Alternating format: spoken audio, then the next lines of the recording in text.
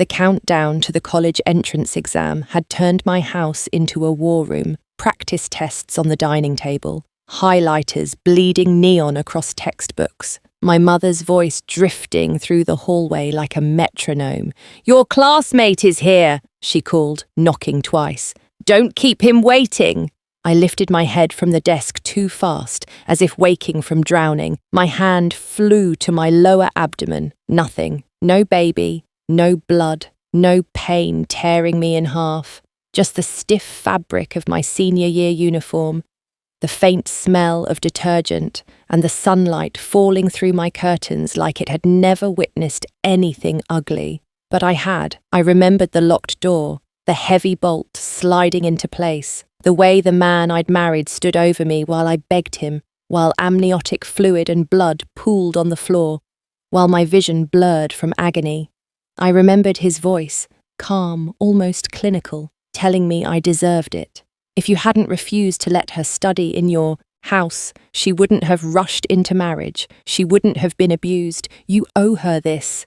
The memory hit like a fist. I sat there frozen until the only explanation left was the one that made my skin prickle. I'd been given a second life. And today was the first domino. I opened my bedroom door and walked into the living room. Two people sat on my sofa, stiff as strangers waiting for a verdict. The boy in a faded hoodie, all sharp angles and pride held together by willpower. The girl beside him looked delicate on purpose.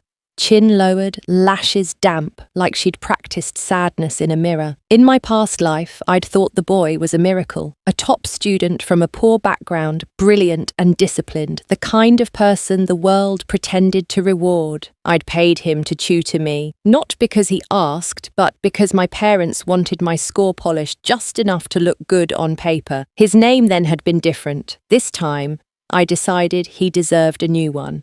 Caleb Reed. And the girl beside him, his childhood sweetheart, could be Lila Chen. Caleb stood when he saw me, posture straightening like a soldier at inspection.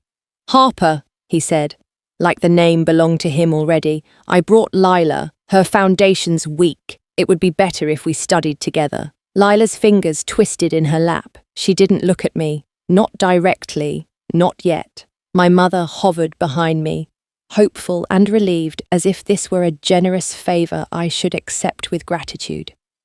In my past life, I'd tactfully refused. I'd thought I was protecting my space, my time, my sanity. I'd even swallowed the real reason. 3 days before that first tutoring session, I'd overheard Lila in the restroom, laughing with a friend. "Have you seen how broke he is? He's just a study tool, and Harper's paying for it. With her brain, she won't learn a thing. Just wait. I'll take him from her sooner or later." I'd never told Caleb. I'd been afraid to embarrass him, afraid to fracture his pride. I'd tried to hint, to warn, to steer him away like I was saving him from a cliff. And when I refused to let Lila into my house, she'd run out crying, stepped into traffic, and the accident had rewritten all our lives.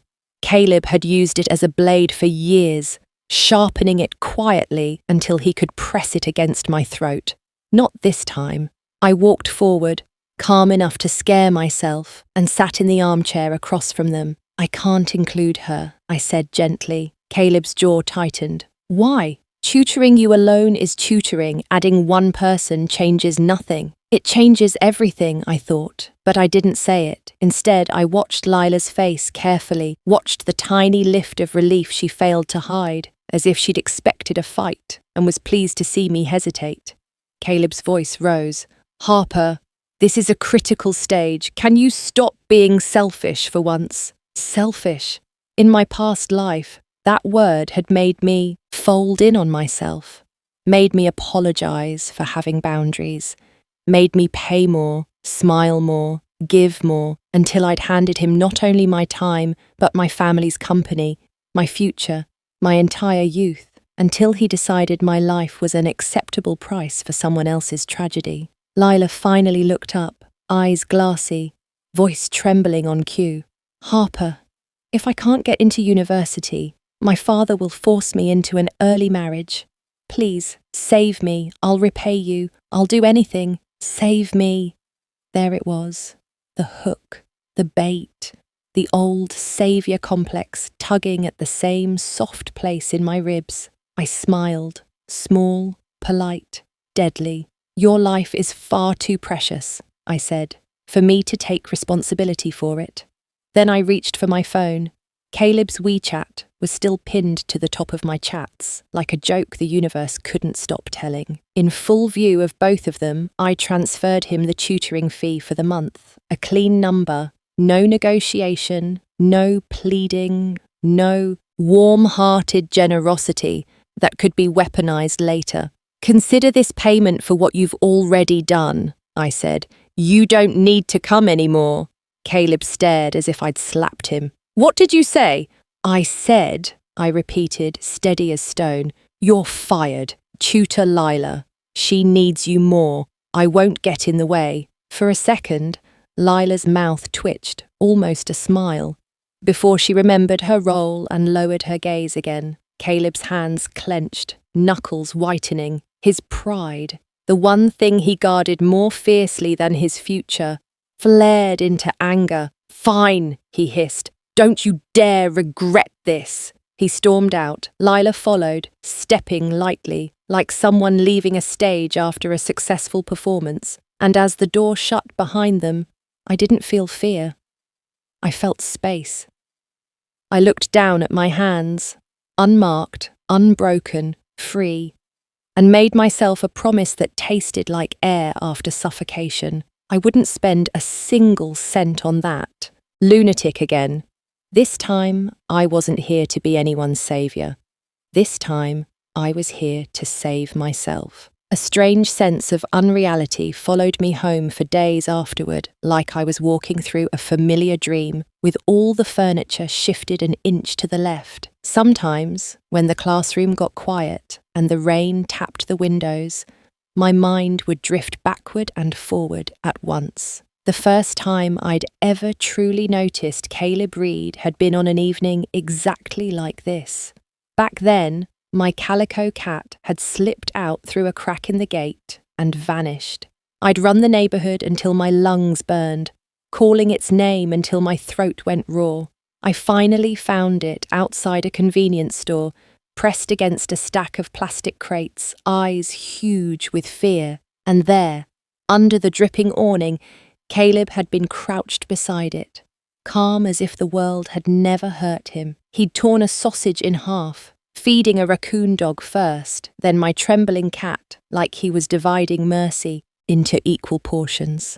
The setting sun had wrapped him in a soft halo. He looked unreal, like someone the universe had sculpted from hardship and stubborn grace. From that moment, I'd started paying attention. He was number one in our class, the kind of student teachers used as a threat and a promise at the same time. But the rumours followed him like a shadow. His family was broke, he worked in the cafeteria. Sometimes he skipped lunch so he could buy more practice tests. He hated pity even more than hunger. So I'd come up with what I thought was a perfect solution. I'd pay him to tutor me on weekends, give him work instead of help, protect his pride while easing his life. Caleb agreed, but only on his terms. 1,000 a month, he'd said, eyes steady, voice flat.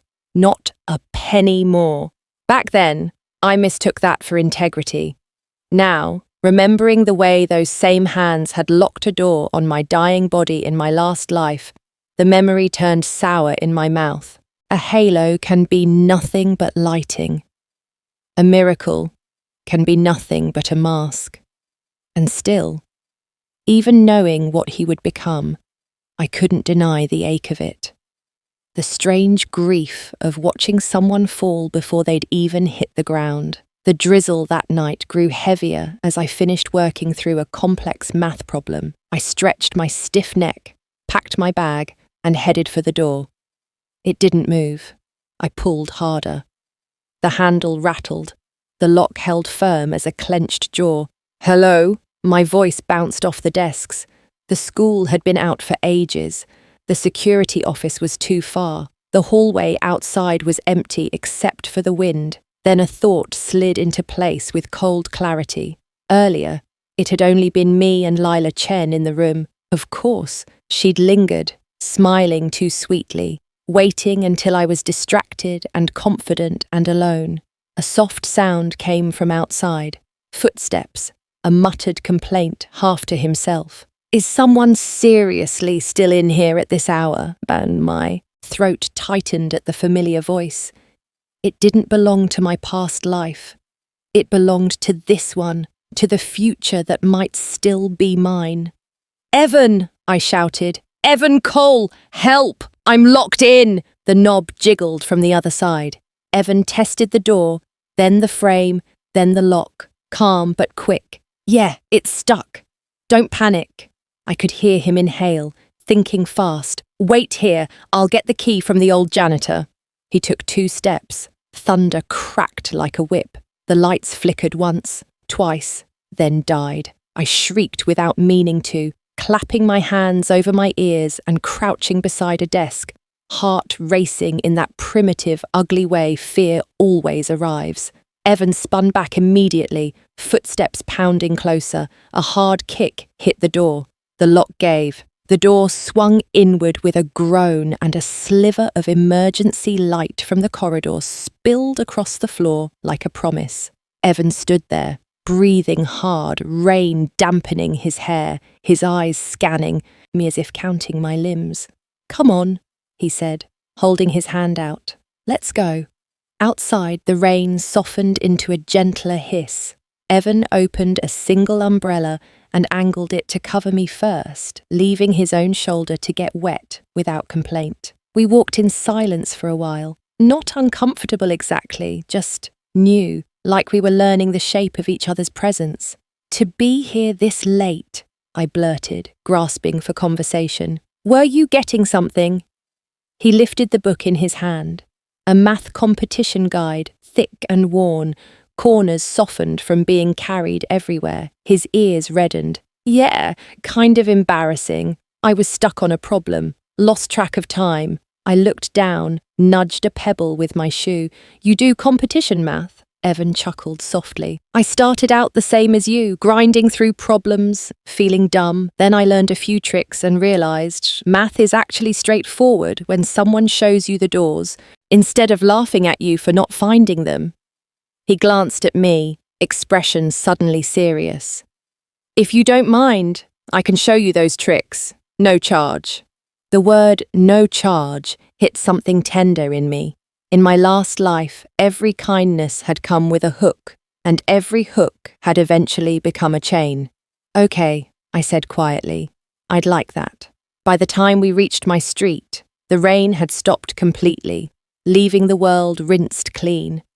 My mother was waiting at the doorway, anxious and sharp-eyed. When I told her what happened, her protectiveness ignited like a match. She didn't scold me for staying late. She didn't lecture me about carelessness. She went straight to the phone, to my uncle at the ministry, to the kind of authority my family could wield when it chose to. The school reviewed the security footage, Lila returning after everyone left, Lila's hand on the door, the lock turning. The decision came fast. Her suspension was extended by a month and a formal disciplinary record was issued. And in the following week, the air around me felt lighter, with Caleb and Lila no longer orbiting my days. My mind, dormant for years under laziness and low expectations, began to wake up. With Evan's incisive guidance, it was like someone had finally turned on the lights inside my skull. I wasn't hopeless. I'd just never been taught with respect. A week later, Caleb found me again. He looked rougher than before, dark circles under his eyes, his pride frayed at the edges. Still, he walked up like the world owed him obedience. "Tell the teacher it was a misunderstanding," he said, voice low but urgent. "Lila didn't do it on purpose. She just closed the door. It locked, that's all." I stared at him, amazed at how easily he could rewrite reality when it didn't suit him. "The cameras show everything," I said. Caleb's jaw jumped. "Is it really necessary to go this far? Do you have to drive her into a corner?" I laughed once, short and cold. Right! She accidentally snuck back into school, accidentally shut the door, accidentally turned the lock. He opened his mouth, furious. I cut him off, calm as steel. If you have complaints, go talk to my uncle. He likes facts. Caleb stormed away, but not before throwing me a look that made my skin crawl. Not just anger, but something darker, something entitled. That was when I understood the real reason my second life mattered. Not because I could change him, because I could finally choose not to stand close enough for him to ruin me again. Learning is like rowing upstream. The moment you stop pulling, the current does the pulling for you, backward, quietly, without mercy. In my first life, I learned that truth too late, and in the cruelest way possible. In this one, I treated it like a law of physics. Unbreakable, unnegotiable. I stopped watching Caleb Reed's downfall like it was a drama on someone else's screen.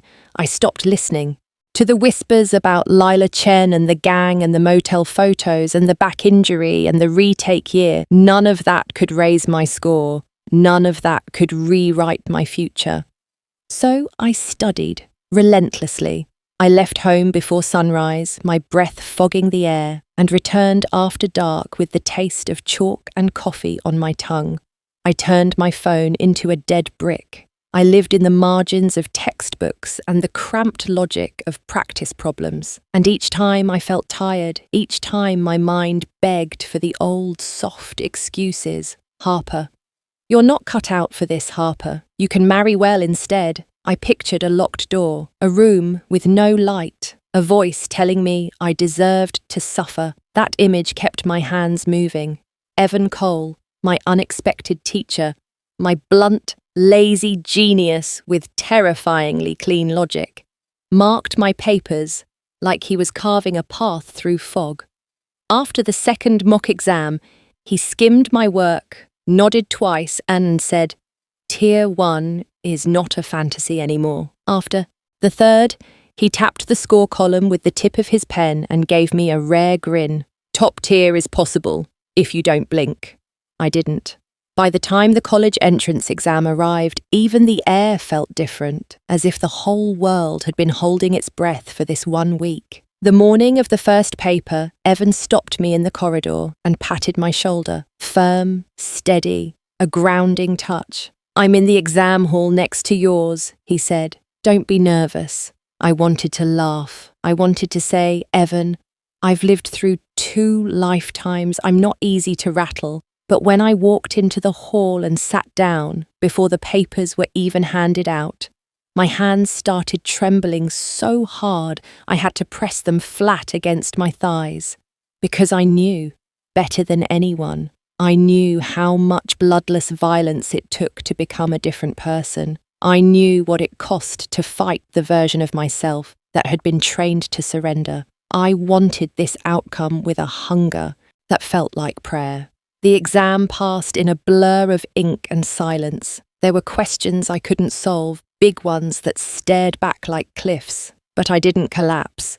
I wrote what I knew, moved on when I had to, and fought for every point like it was a brick in the foundation of my next life. 20 days later, the results dropped. I stared at the numbers until my vision swam, until my mother started crying behind me, until the room filled with the sound of relief crashing into joy. I did it. A top-tier university, not because someone carried me, not because a man saved me, because I pulled myself upstream until the current had no choice but to respect my strength. Evan's English was still atrocious. He laughed about it like it was a personality trait, but he didn't need English. His competition results opened the gates for him anyway. He got into Tsinghua like he was born for it, and when I congratulated him, he only shrugged. Now you owe me skewers, he said. Apprentice tradition. Caleb Reed. His back injury flared during the exam. Pain ate his focus. His score crashed so badly he didn't even meet the undergraduate cutoff.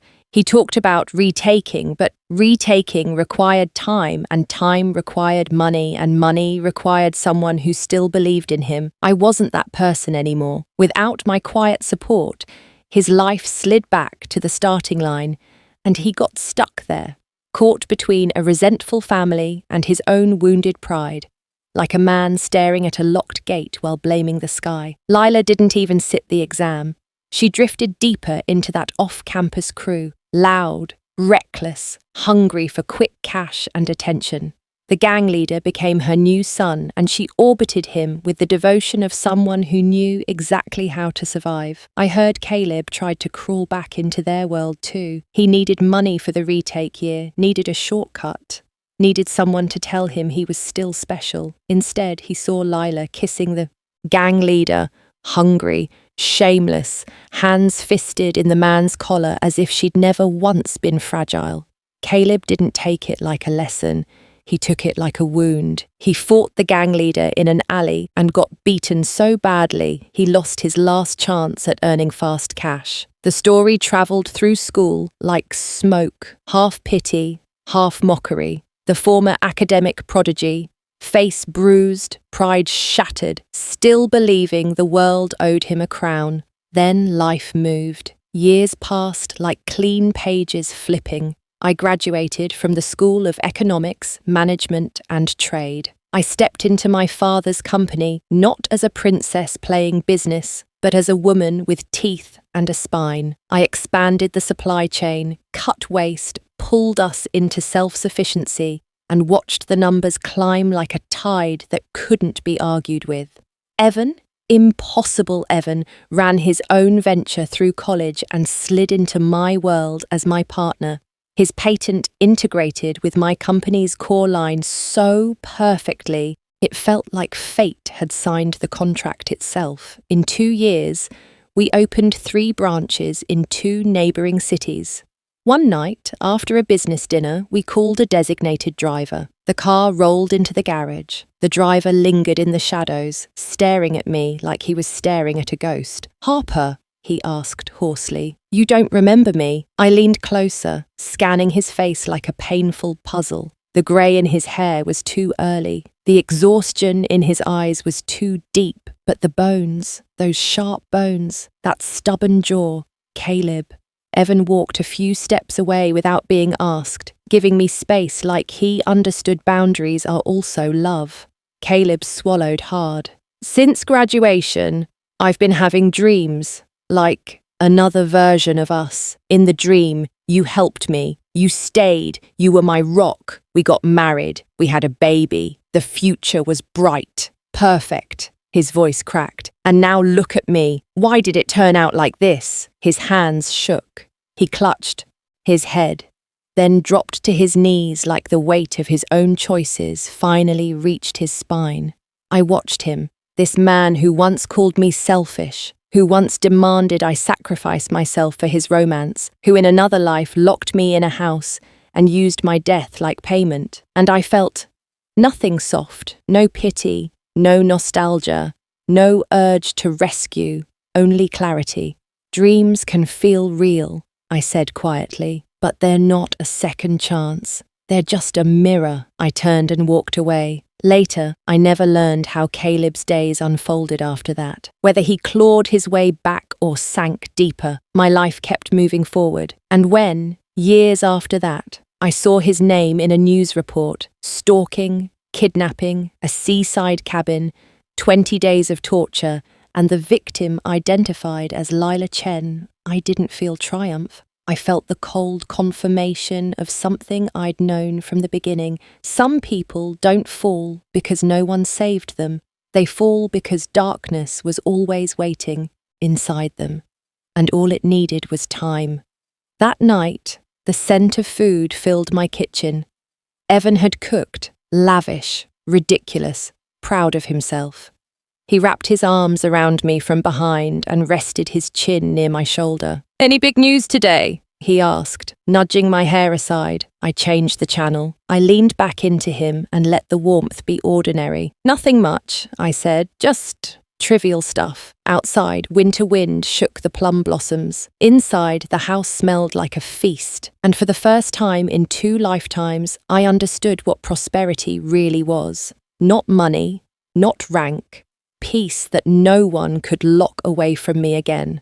My parents wanted to buy me a new car the moment they heard I'd walked an hour in July heat and blistered my heels raw. I refused. Why should the car Reed and I bought as a couple become a dedicated chauffeur for his little sister, Jade Liang, and her endless emergencies? If he wanted a private driver so badly, he could pay for it with the money he'd been spending on perfume-scented lies. At this point, I didn't even feel like arguing. Give me back my share of the car money, I thought, and you can keep both the car and the man attached to it. I'm done. That evening after work, I rode the subway for half an hour and returned to the only place that still felt like something holy. My parents' home. Mum, Dad, I'm home. The moment the door opened, I threw myself into my mother's arms, like I'd been drowning and finally found the shore. In my previous life, I'd died because of Reed, an accident, they called it. But I remembered everything. I remembered my soul hovering above the hospital corridor, watching my parents, 2 people who should have been cared for in their old age, standing over my ruined body, shaking with disbelief, crying so hard they could barely breathe. That scene had burned itself into me like a brand. This time, I would not let them bury their child. My father poked his head out of the kitchen, trying to smile like everything was normal. "Wait," he said brightly. "Your dad made your favourite cola chicken wings." My mother pulled me to the table and asked softly but directly, "Nina, tell me what's going on between you and Reed." I didn't hide it. I told her everything. The calls, the late nights, Jade's constant crying, Reed's tender voice for another woman, and his contempt for his wife. My father came out holding a kitchen knife, his eyes blazing. "That bastard Reed Wong," he snapped. "How dare he mess around? I'll break his legs." My mother's cold glance stopped him mid-step. "What good would breaking his legs do?" she asked, unhurried. "Without evidence, it becomes a mess. And a mess hurts our daughter more than it hurts him. This was our family dynamic. My father was fire. My mother was the hand that controlled it. She turned back to me, gentler now. "What's your plan?" So I laid it out, step by step, like a campaign. Divorce, evidence, property, career, distance, clean cuts. My mother nodded, approving. "Good. Your father and I only have you. Our greatest wish is your happiness. Don't waste time arguing with scum. Heaven will deal with the wicked." I didn't answer. I only smiled, cold, almost amused. If heaven won't deal with them, I thought, someone else will, and this time, that someone is me. That night, Reed called. His voice came through the receiver like a slap. "Nina, why aren't you home? It's so late. Are you trying to die?" I held the phone away from my ear and rubbed my aching eardrum. "Reed," I said calmly, "if you don't know how to talk properly, don't call me." Click. I hung up and muted my phone like it was an alarm I'd finally learned to ignore. Then I took a long shower, put on a face mask, made tea. When I picked up my phone again, the screen screamed at me, 36 missed calls. The satisfaction was sharp and bright, almost wicked. I let it bloom without guilt. On the 48th call, I answered. Reed's voice was suddenly controlled, almost polite. "Nina, are you at your parents' place?" Oh, so he could speak properly. He just hadn't thought I deserved it. "I want a divorce," I said, clean and precise. "Civil Affairs Bureau tomorrow, 8:30. He went quiet. He would probably try to dodge it, pretend it was a tantrum, test my limits. Fine, let him test, because this time I had a second battlefield. In my previous life, right around this period, my boss offered me a promotion, relocation to another city, 50% salary increase, headquarters bonuses. I turned it down without thinking because Reed wanted me close, because I thought love meant shrinking my world to fit his comfort. Now the memory of that choice made me almost laugh. Opportunities come to those with capability, and I had capability. So I accepted. If my parents couldn't bear to part with me, I'd take them with me. A new city could hold 3 people. My old life couldn't hold even 1. While I ran errands the next day, I had a discreet camera installed at home. I wanted to see what Reed became when I wasn't there to manage his image. The footage didn't disappoint. Reed walked in, saw the empty apartment, and kicked my slippers across the floor like a toddler throwing a tantrum. Then his phone rang. "Jade, did your husband hit you again?" Reed's voice turned syrupy. "Don't cry. I'm coming right over." Just like last life, and still, I could almost smell it through the screen. Perfume. Expensive and unnecessary. What woman being beaten goes out of her way to spray perfume? My lips curved. Later that afternoon, Reed called again. Impatient, edgy.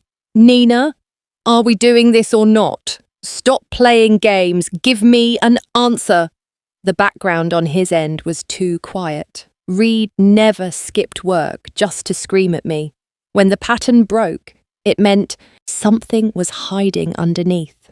"Hold on," I said lightly. "I'll call you back." I opened the video clips, selected the best angles. Him in our home, Jade too comfortable on my sofa, Reed's hand on her waist like he lived for the role. I saved everything. Then I called him back from somewhere quiet. "Reed Wong," I said, "we're getting divorced. The house is mine. Get out." And I sent him one clip. His return call came like a bomb. "Nina, what the hell did you do? You set me up!" The roar pierced my ear. I hung up instantly. He called again. I answered, not giving him a second to build momentum. "You and your precious Jade are shameless. Don't talk to me about schemes. Your intentions are written all over your faces." Then I smiled so sweetly it tasted like poison. "Divorce. House stays with me. Otherwise, I wouldn't mind getting to know Jade Liang's husband." Click. That threat wasn't empty. Jade's husband, Jiang Wen, wasn't the type to swallow humiliation quietly. And Reed had always loved to pretend he was a hero. Let's see how brave heroes are when someone stronger shows up. By the next day, Reed finally called, subdued. He agreed to give me the house, but he wanted the car. We'd each keep our own salary. The car down payment was only 30,000. I wanted the divorce fast. I agreed. At the Civil Affairs Bureau, I arrived with my documents. And there he was, Reed stepping out of the car like it was a stage, with Jade Liang beside him, delicate and dressed up, wearing triumph-like perfume. I raised an eyebrow. "You can't possibly be getting a marriage certificate yet. You're in a hurry." Jade's lips pressed together. Then she turned teary-eyed to Reed. "Sister Nina misunderstood me. You go ahead. I'll leave on my own." Reed glared at me, then took Jade's hand and said softly, "It's too hot. Don't get heat stroke. Wait for me." Only Jade Liang deserved tenderness. Me, I was expected to survive without it. Always. Fine. I watched them perform their little romance for the public hallway, then walked into the window and signed my name like I was signing my freedom. 30 days later, they said, we could collect the divorce certificate. I didn't wait. I listed the house below market price and prepared to sell it quickly. The agent called me, flustered. "Ms. Nina, we brought someone to view the property, but there are people inside. They refuse to open the door." I laughed, soft, incredulous. So they'd already moved into my house. Perfect. I left work early, anger like ice in my veins, and drove straight over. Bang, bang, bang. The door opened to reveal Jade Liang in a spaghetti-strap nightgown, eyes wide like innocence could be worn like silk. "Jade," I said, smiling, "don't you have your own home? Why are you living in mine? Behind her, Reed appeared wearing an apron, holding a spatula like he was playing house. The moment he saw me, his smile died. Nina, he said coldly, we're getting divorced. I don't want to see you. And he slammed the door in my face. For 3 years of marriage, I'd cooked even when I came home late. Reed would rather starve than enter the kitchen, claiming it was bad luck for a man to cook. Once I'd had a fever so bad I couldn't stand. He came home, asked nothing, ordered takeout for himself, and ate alone. And now he wore an apron for her. I pulled out my phone and dialed calmly. Hello, 110? I said. I want to report a crime. Someone is occupying my house. Half an hour later, the police arrived. I handed over my documents, the property deed, the divorce filing, the proof. When the officers knocked, Reed opened the door again. Jade was fully dressed now, standing behind him with her fragile mask carefully reapplied. Sir, the officer said, this Ms. Nina claims the house belongs to her. Do you have objections? Under police mediation, they agreed to move out within 3 days. I stood there listening, expression neutral, heart steady. In my previous life, I'd begged. In this one, I enforced. Less than a week later, the house sold. I carried my suitcase to the new city, accepted my new post, and rented a small courtyard 10 minutes from the company. It was expensive, yes, but after the raise, it was acceptable. A quiet place in the city centre, peace tucked inside noise. And next door, a neighbour, tall, broad-shouldered, the kind of handsome that looks like it belongs in sunlight. On my first weekend, I hung my lace panties in the yard to dry because the internet said sunlight kills bacteria. I went inside for coffee. When I came back, they were gone. My heart stopped. A knock came at the door. I opened it and froze. A sun-kissed man stood there, fingers long and clean, casually hooking the thin strap of my black lace panties as if he was holding a lost scarf. He lifted his brows. These flew over. My face went up in flames. Sorry, thank you.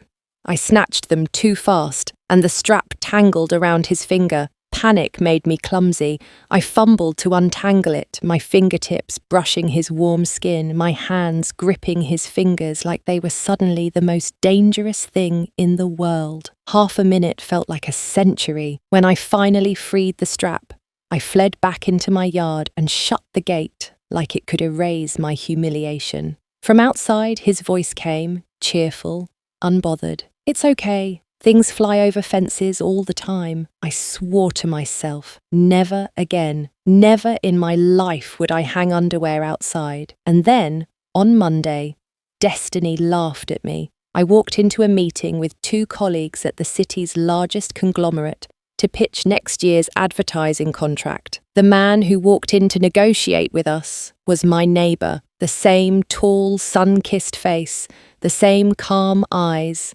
He extended a hand. I'm Leo Grant, he said smoothly. Nice to meet you, Ms. Nina. And my heart, traitorous thing, kicked hard against my ribs like it wanted to start a new life, all over again. Jade Liang yanked the car door open so hard it bounced on its hinges. The winter air poured in, sharp enough to sting. She stomped her foot like a child, then lunged across the console and snatched Reed Wong's phone with both hands. Looking at your wedding photos, she screamed, voice cracking, while I'm here starving for you to come upstairs and cook? Before he could react, she hurled the phone into the darkness. It skittered across the asphalt and vanished under a parked car with a dull, humiliating clatter. Tears and snot streamed down her face. All her carefully maintained delicate image dissolved in seconds. She clawed at Reed's cheek with trembling fingers, nails carving angry red lines into his skin. For a heartbeat, Reed looked stunned, then astonished, then furious. The sting on his face seemed to ignite something brutal in him, something he'd always kept leashed as long as he could still pretend to be a gentleman. His mouth twisted, his eyes went cold. He raised his foot and kicked, not a shove, not a warning, a full-force kick, powered by rage and entitlement, like he was punishing an object that dared to break. Jade's breath snapped out of her lungs. Her eyes widened in disbelief, pure, horrified shock, because she had never imagined the man who'd wiped her tears so tenderly for years could turn violent with one movement. She folded to the ground like a puppet whose strings had been cut. That single kick broke 3 of her ribs. It also shattered whatever was left of her heart.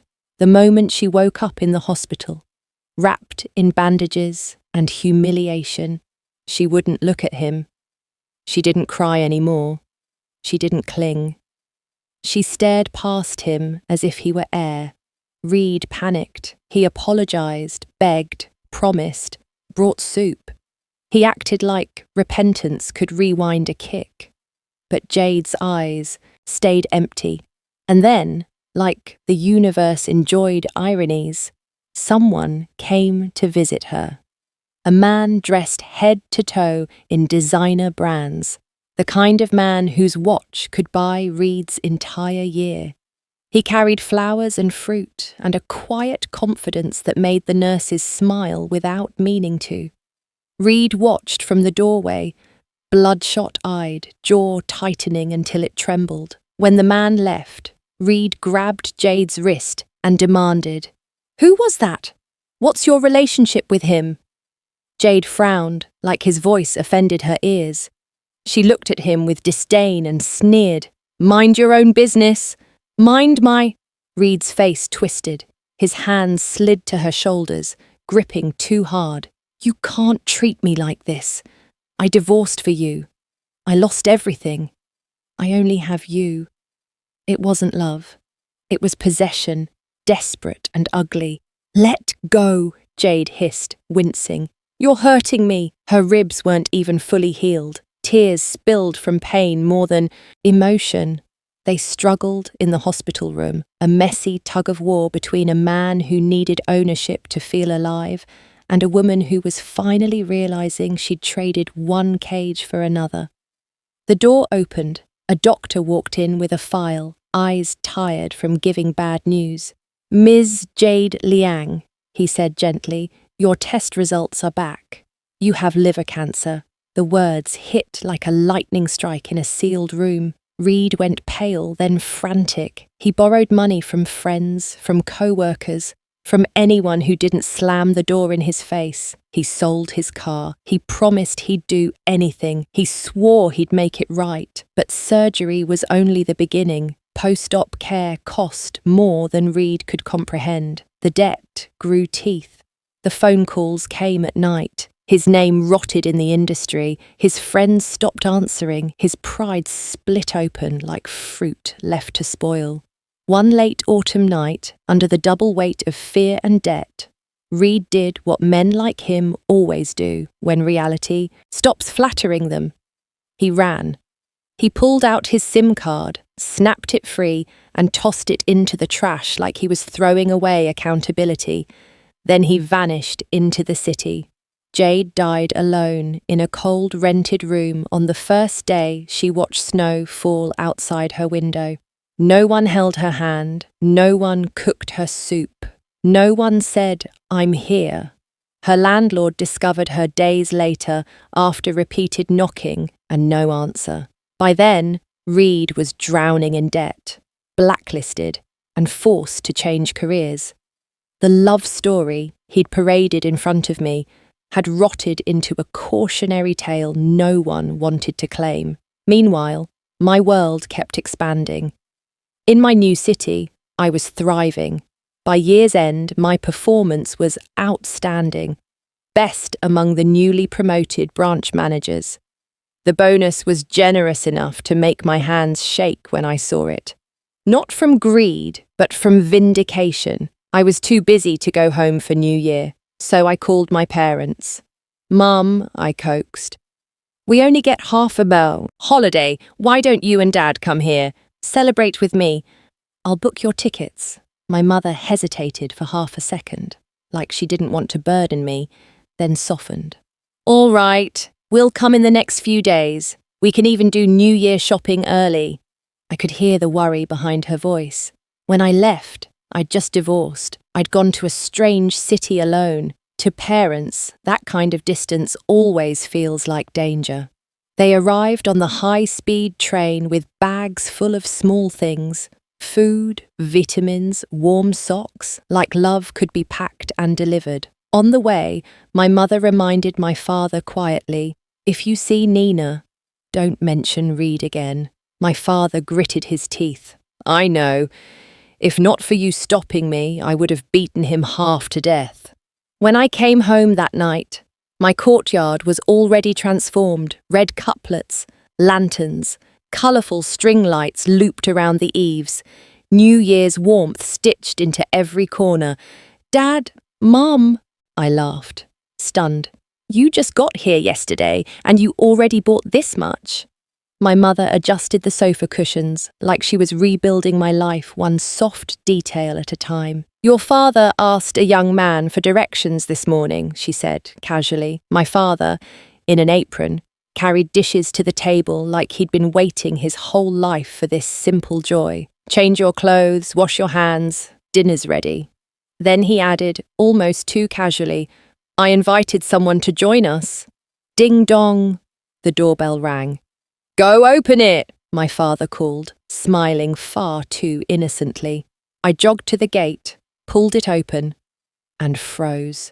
Leo Grant stood there, my 188-centimetre tall neighbour, the handsome conglomerate negotiator, the man whose fingers had once delivered my black lace panties back to me like a private disaster wrapped in sunlight.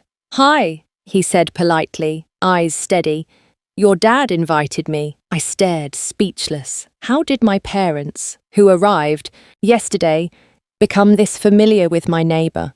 Leo stepped forward and presented my mother with a bouquet of pink lilies, and my father with a bottle of aged liquor so expensive my father's grin turned boyish. "Please sit," my father announced, proud. "Tomorrow is New Year's Eve. If you're alone, Leo, join us again." Leo smiled. "Thank you, Uncle." The table filled with clinking glasses, my father and Leo with liquor, my mother and I with juice. The scene was so warm it made my throat tighten, because my last marriage had never given my father this simple happiness. My mother nudged my elbow. "Nina, Leo is toasting you." I lifted my juice. I couldn't bring myself to meet his gaze at first, my mind flashing treacherously to that strap tangled around his finger, my own hands fumbling, my face burning. "Don't think about it," I warned myself. "Don't." Leo drank his liquor in one gulp, then turned the empty glass upside down with a playful seriousness, eyes still on me. I took a larger sip of juice to hide the heat in my cheeks. Leo's hand reached out, not grabbing, not forcing, just steadying my glass gently. "Drink less of that," he murmured. "It's cold, not good for your stomach." The words landed too softly, too precisely, and I felt my defences wobble. The meal ended in laughter and invitations. My parents tried to rope Leo into our New Year plans with the enthusiasm of conspirators. I escaped to my room later under the excuse of work, but the truth was simpler. Seeing my parents' greying hair, seeing how carefully they avoided saying Reed's name, I felt guilt wash over me like a tide. At my age, I was still making them worry. They wanted me to have someone, not because they thought I was weak, but because they knew the world could be cruel and they couldn't be beside me forever. That night, a call came from an unfamiliar number. "Ms. Nina," a deep voice said, calm and controlled. "This is Jiang Wen, Jade Liang's husband. He didn't waste time. I know you hate Reed and Jade as much as I do. I just wanted you to know. The person you hate won't have a good ending soon. Bye." The line went dead. I sat there for a long time, phone in hand, understanding exactly what he meant. When I sent him those anonymous videos, I'd hinted, lightly, almost casually, about what kind of men Reed and Jade really were. Now, it seemed Jiang Wen had simply decided to stop being kind. A year later, Reed fainted and was hospitalized. Diagnosis: AIDS. No money, no wife, no child. Just fear, thick as smoke, filling every day. A slow punishment that lasted longer than death.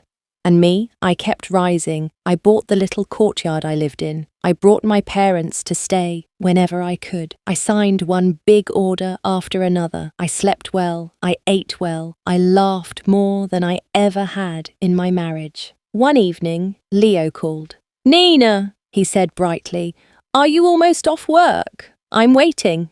Downstairs.